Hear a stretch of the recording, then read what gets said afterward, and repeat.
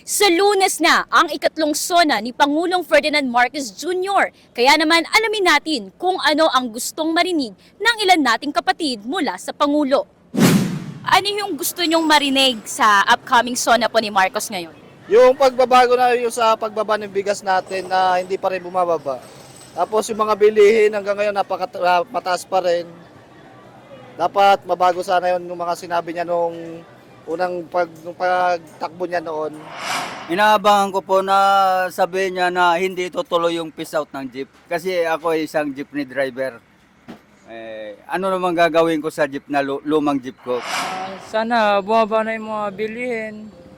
Tapos yung sa rate din namin, sana tumaas na rin. Marcos na. Gusto ko marinig yung sabi niya pagbabago, yung makaramdam ng ginhawa yung mga Pilipino na lalo na yung mga nagugutom, yung mga walang hanap buhay.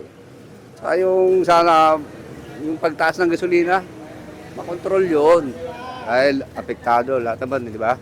Pag tumaas ang gasolina, lahat tataas, pati pagkain, mga produkto.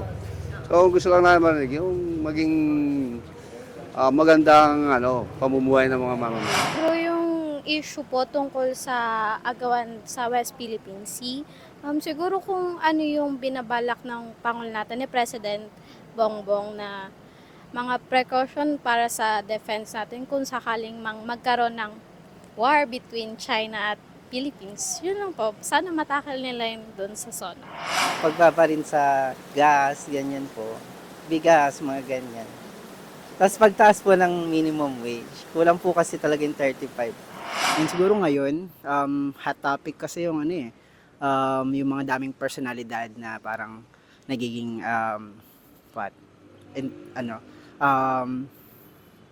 criminal like with Alice Go, parang in-infiltrate tayo ng ng China secretly, tapos meron pa yung basta yung mga maraming big names, and what's his plan to that, kung paano nilang atakin.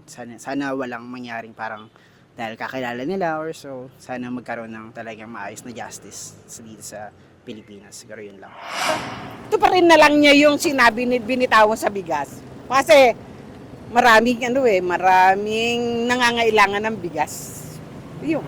Sana ma'am matupad niya po lahat ng mga pinangako niya sa lahat ng tao, ma'am. Hindi naman yung presidente ang nag-aano ng desisyon sa tao eh. Tao pa rin kami na nagdidesisyon para sa pamilya namin para umasinso. Pero yung aasa ka sa gobyerno, wala na yan. Wala na. Pumuti na yung buhok namin eh, mula bata hanggang ngayon eh. Pahirap ng mundo eh. Nasa lang asinso. Abangan at subaybayan ang special coverage ng News 5 sa ikatlong State of the Nation address ni Pangulong Ferdinand Marcos Jr. sa Lunes. Mag-follow at mag-subscribe sa social media pages ng News 5. Ako si Nicole Chotico, News 5 Digital.